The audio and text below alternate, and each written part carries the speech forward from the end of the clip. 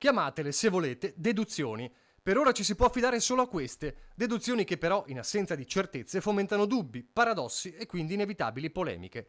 Come si conteggiano i decessi nei quotidiani bollettini dell'emergenza Covid? Sono dati, come si dice in gergo, drogati? Il caso, sollevato proprio dalla nostra emittente e poi rimbalzato sui giornali, resta aperto, perché l'Istituto Superiore di Sanità non chiarisce. Anche oggi no comment sulla vicenda dei negativizzati deceduti mesi dopo il contagio, ma inseriti comunque nella lista dei decessi da coronavirus. È stata la precisazione di Azienda Zero, in un giorno nel quale il numero di vittime in Veneto era schizzato in 24 ore a 9, a sollevare la questione.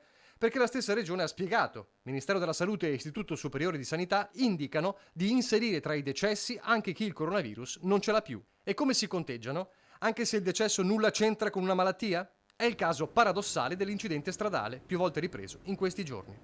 Di certo, parola della Regione, sappiamo che vengono registrati solo gli ospedalizzati, ma anche un morto per incidente o per qualsiasi altra causa può essere ospedalizzato. Quindi andiamo con ordine, perché le strade sono due. La prima: si conteggia il decesso del negativizzato per monitorare gli effetti definiti devastanti dallo stesso Istituto Superiore di Sanità e di fatto ancora sconosciuti. Insomma, se una persona guarita muore mesi dopo per un infarto, un ictus o un malore o un'altra malattia, viene segnalato per capire quali possono essere le conseguenze successive al contagio.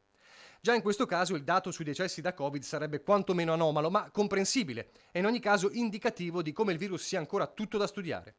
È tuttavia la seconda strada a creare le maggiori perplessità. Se un soggetto guarito muore per cause che non possono essere in alcun modo riconducibili al virus, come ad esempio un incidente stradale, viene inserito comunque nella lista solo per il fatto di aver avuto il Covid? È un paradosso, ma in assenza di certezze resta un quesito aperto. Anche dalla Regione la richiesta di maggiore chiarezza è stata ribadita dall'assessore Emanuela Lanzarin. Dati non corretti, è stato detto. Da Roma, tuttavia, per ora nessuna vera risposta, con un solo risultato: dubbi e polemiche sono destinati a continuare.